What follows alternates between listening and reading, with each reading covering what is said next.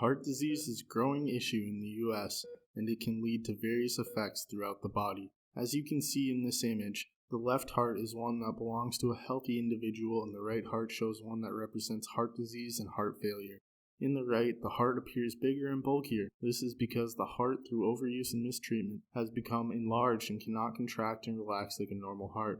This affects the way blood and oxygen are pumped throughout the body and can have major impacts on daily activities. This enlargement of the heart can then lead to a buildup of cholesterol, which can eventually lead to clogged or blocked arteries and eventually heart failure. There are millions of cases of heart disease reported and treated each year in the U.S.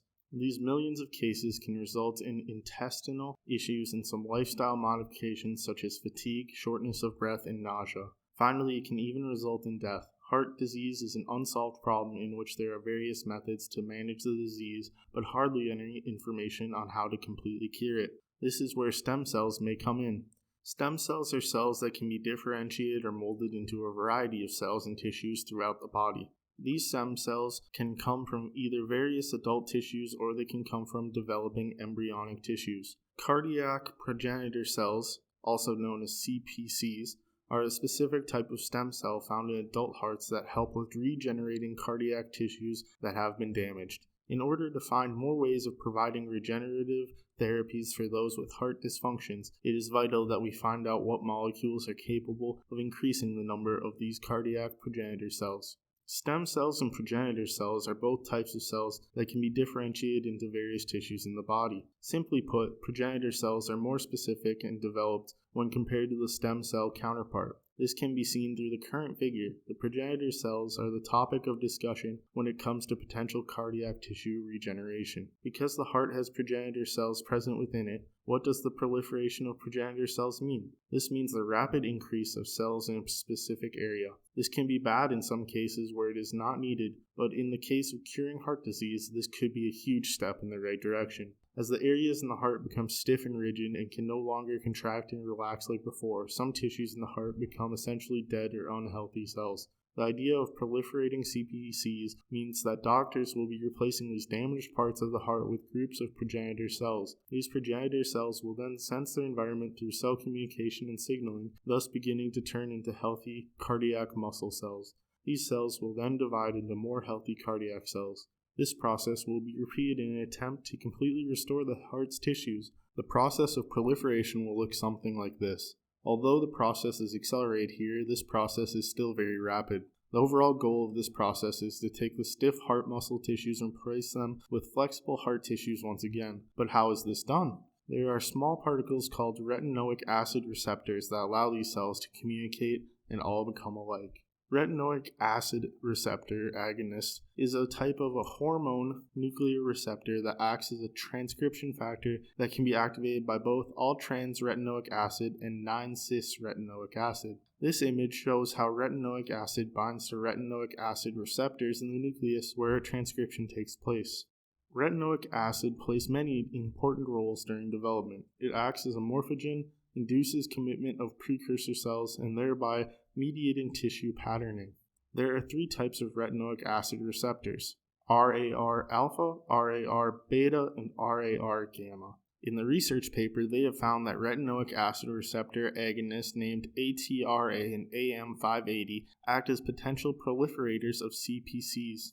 As we mentioned before, proliferators are molecules that cause rapid reproduction of cells, which makes them very important when researching the regeneration of cardiac tissues. One experiment treated CPCs with RAR agonists for 3 days and then used antibody stain as a marker. This experiment showed that all RAR agonists retained expression of progenitor markers of CPCs.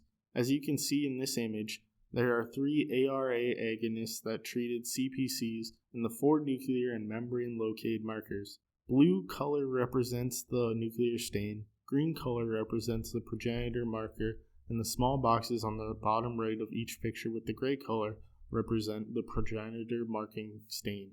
The researchers found that within the first 4 days of the CPCs being treated with RAR, they actually proliferated into the cardiac tissues. Beyond this time frame, these cells did not properly proliferate, which means there is a small 4-day window for the RAR to properly function before it leads to inhibition of the cardiac tissue formation.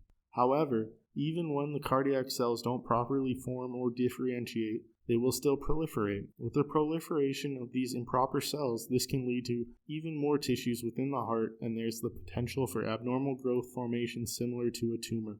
This is where further research becomes more important for the well-being of others.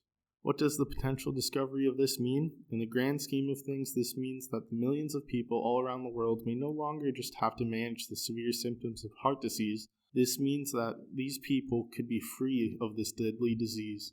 Through these discoveries, heart disease could become a thing of the past, as long as patients with this disease are mindful of their diet and exercise. Diet and regular exercise are a major component in managing heart health, along with genetics and the dramatic differences between individual people. Each person's individual body will react differently to the different types of treatment, and if not treated carefully, the CPC treatment method may make things far worse than ever before. If research continues to advance, all of the history and details of CPCs may be uncovered. Even with the current information, this is a good sign for what is to come in the near future. Tests will continue, as will research, until more is known regarding these cells. For now, the basic treatments for managing heart disease as displayed will continue to be used as before.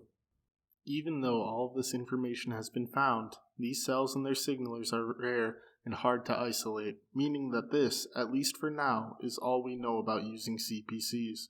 Before we take off running with the idea of regenerating cardiac tissues with these progenitor cells, further research must be done. Maybe in the future this treatment isn't sustainable on its own, but when paired with other drug therapies and proper lifestyle choices, it has the potential to be effective.